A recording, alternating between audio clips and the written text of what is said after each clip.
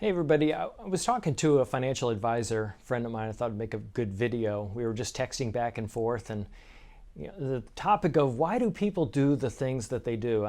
We look at the research on investor returns versus markets going back through history 30, 40 years, and we find that it's not very good. And when people make changes, typically it's really at the absolute worst times. Now, there are times to make changes, and I'll get to that, but one of the things that we got into a conversation about was this old passage that talks about the rudder of a ship.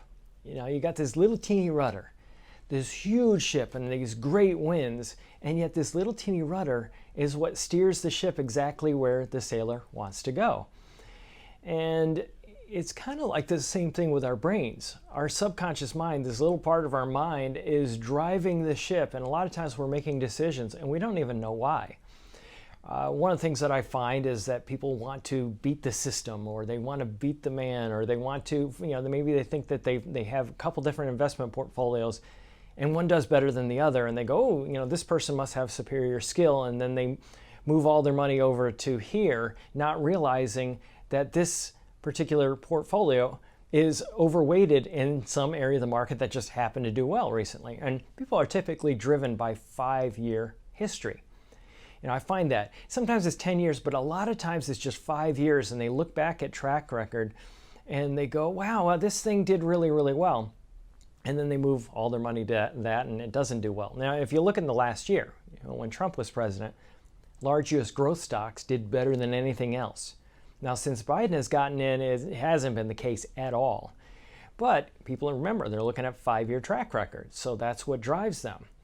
And I had done something on the radio show recently where I was looking at the very biggest mutual fund companies and looking at how much of the money under management they had and how much was in large growth companies, what did well under Trump but not under Biden.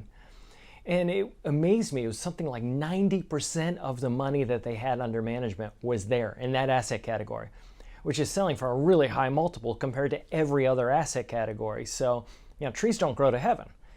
And the point I was making is that, look, this is what people do. They chase returns, and it's really hard to break them of that. And really what it gets down to, it's our instincts and our emotions, our desire to go toward pleasure and stay away from pain that really drives the ship.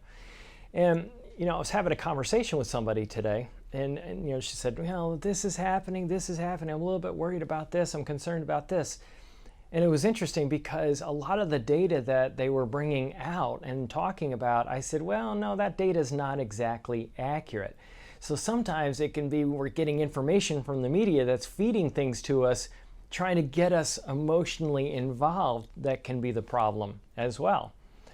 So how do we counteract this? Well, number one, we don't want to make change if everything is set up properly. Now, some people are not set up properly. Maybe you're with one of these big mutual fund companies or investment firms, and you don't realize that you could end up in a situation where you lose a whole lot, and it's not like you get a mulligan. You don't get a try-over, a do-over when it comes to investing. So it's one of those things you want to make sure that you get this right. The other thing that you can do is continually stay engaged in education. If you work with us, you know that we have the radio show, we have videos, we have my book, and a lot of different educational resources. Get engaged, become a podcast subscriber. We looked recently, we saw that our podcast is in the top 10% of all podcasts around the world, which kind of blew my mind. But, it's good. We have a lot of solid information on there, and I'm really proud of it. So you can subscribe to that. Go to the website, paulwinkler.com.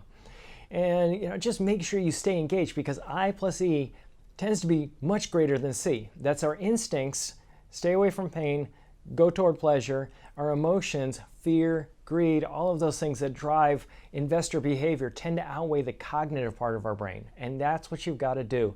Build up what you know, because that's going to be the thing that really is the thing that helps investors through difficult times. And let's face it, markets are always volatile. There's always something to be nervous about. So staying engaged, that's the key.